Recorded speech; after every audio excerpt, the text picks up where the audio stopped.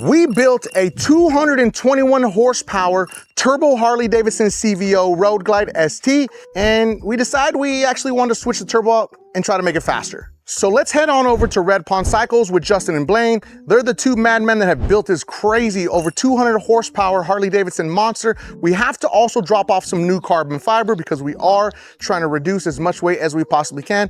So let's go talk to these builders and let's talk about this crazy motorcycle. All right, so we're at Red Pond Cycles. As you can see, there's already a bunch of turbo bikes out here of different types of turbos, not just your basic type of turbo setup. It's right there.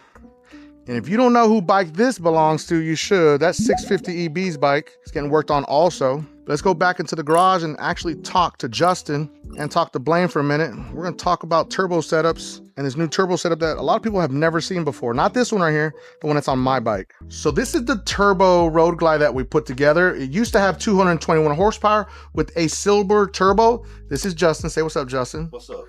We're gonna take a look at the turbo setup so everyone can take a look at it right now, up close and personal, from Lawrence Metal Fab. This completely custom turbo setup that we really haven't seen anywhere else except for on Instagram. Had the honor of working with him. Again, we had no issues with the silver turbo. We just had the opportunity to work with Lawrence and build something that's custom. Couldn't say no. Exactly, we just couldn't say no. And this is the turbo god. In case you don't know, Justin builds turbo monster motorcycles. When people say it can't be done, it's usually Justin that does it. So tell us about your shop, Justin, and what you think about this new turbo setup compared to a lot of the other turbos you've actually worked with. I really like this Lawrence Metal Fab turbo setup. As far as the reason why I like it so much is the fit and finish was phenomenal. I mean, I know these aren't just on the shelf. He picks them off and puts them in a box and sends them. They're made, you know, one off at a time. And as far as when it went together, the looks of it, everything, it just kind of blew me away. Not saying anything bad about anybody else's turbo by any means, but this one really set it apart for me. All right, so what would you say is what you like about this turbo compared to all of the other turbos on the market? Some of the things that set this off really is the amount of plenum volume we have for, you know, a turbo that's not going to be put on a race bike where it's handmade and whatnot, but the plenum, in my opinion, it's really there. We do not have the meth spacer on it yet. That's part of the tuning process. For when we get there, we'll put the meth spacer on and go up from there. The other thing is I like about it is it runs an actual Turbo Smart POV. You know, being around boosted applications my entire adult life, I'm really a big fan of the Turbo Smart POV. So now let's talk about the part that nobody ever talks about is actually tuning something like this and tuning all these motorcycles that you. What should people expect? Because let's be honest, a lot of people think that their bike is going to be tuned in one day. They're like, what's taking so long? Yeah, that's a big no-no here at Red Pond Cycles. Your bike will not be tuned in one day. In fact, something plain Jane, cam, big bore kit, whatever.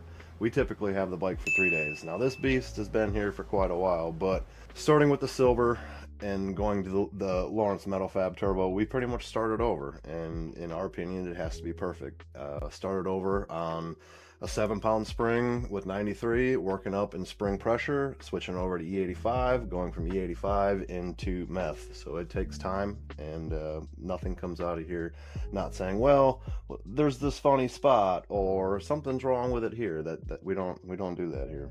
And that's one of the things I want to tell people, man. When he tuned my silver turbo, it was absolutely phenomenal when it got to me. I don't stress anybody out when they're working on any of my bikes because I think a lot of people really just misunderstand how the process works and they just want it so quickly. You got to stop rushing these people that are working on your bikes, and then you're having issues, and then you're wondering why you're having issues because you're frustrating them. Like, let them do their job. Let the turbo god go to work and let him be at peace. And I'll tell you what, once your bike gets to you, you're gonna be blown away. So now building this monster was not an overnight process. Let's bring Blaine over here, who actually helped build this monster from a stock CVO ST to what it is right now. That's Blaine. I mean, just tell him what you did to this bike compared to where it's at now, because it's pretty much, there's nothing stock on this bike anymore, is there?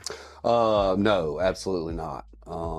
It's been about 1,000 gray hairs on my beard come in, you know. This has been a fun build. You know, we went from the factory 121, we dropped in a 135 big bore kit and decided that was lame.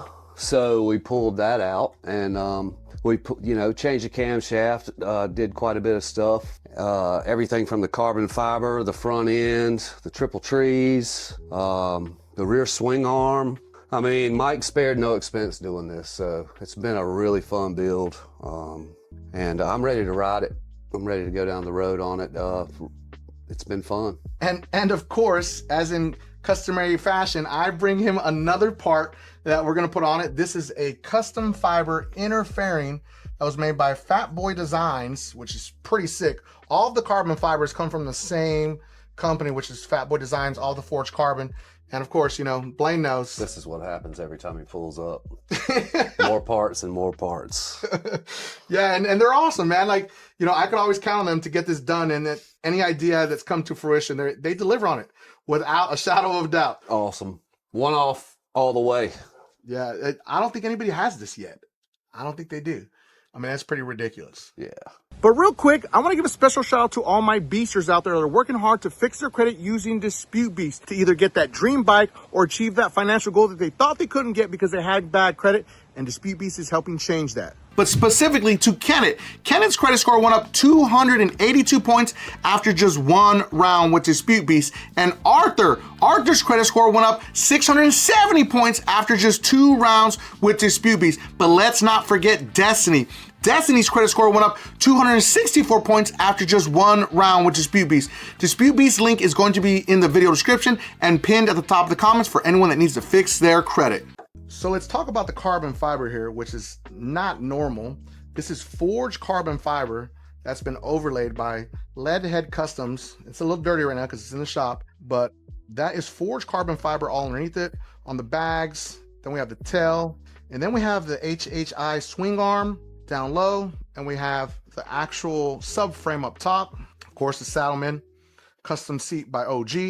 Got some more forged carbon fiber right here. Do that when I was here so is rudely the interrupted. Dominator swing arm. What's that, a T? By HHI. We're also running their HHI brakes on the rear because we had issues finding the Brembos for this actual bike. They're out of stock right now, so they're on back order. And then, of course, we did the forged carbon fiber right here with the custom gas tank. Triple tree right here is one of the best triple trees that I've actually seen on the market so far. Now we went with OG risers, bars, and clamp. Now let's swing around to the front. See, we ran Brembos in the front because the HHIs just won't work. HHI is actually working on that right now. Hog halters, that's what they're called, in case you didn't know. We went with the Screaming Eagle Olins. In case you did not know, you could save yourself thousands of dollars by going Screaming Eagle, same exact Olins, except for you get the Screaming Eagle on it at the logo. And then of course we got the forged carbon fiber, front fender, the race fender. We have the forged carbon fiber windshield. And then we went with the Kraus Denali headlight system, which is phenomenal. It's crazy bright. We're definitely gonna be blinding people on the road with that. And here's a crazy fun fact here. These are Harley-Davidson performance forged wheels, because we got something cooking in the back that I'm not gonna talk about right now, but in case you didn't know, you can get your forged performance wheels from Harley-Davidson in factory spec. So if you're in a pinch trying to get lighter wheels while you're trying to wait for BST to make you something, maybe some carbon fiber wheels, these will come in clutch because they are super light. But that's the build as of right now. We will continue this build, so make sure that you follow, subscribe. Want to see it hit the dyno? It's gonna hit the dyno today. We're gonna get a little bit of video of that, so you guys can see the process a little bit.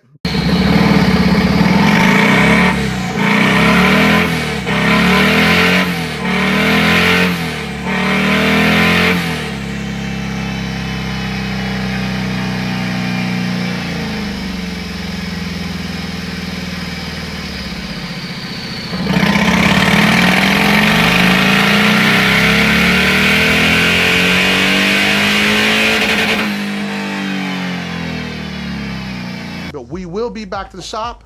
We're gonna do some first rides, let you know about the experience and what it's truly like to ride a 250 horsepower monster. It's probably gonna put up more than that, to be honest with you. We're putting up 221 horsepower before. I believe it's gonna be more than 250 this time. But again, don't forget to hit that like and subscribe button. Hey, baby. Hey. Yeah, I'll be there soon. What are you wearing? Oh. Damn, okay. All right, I'm on the way, babe. Bye.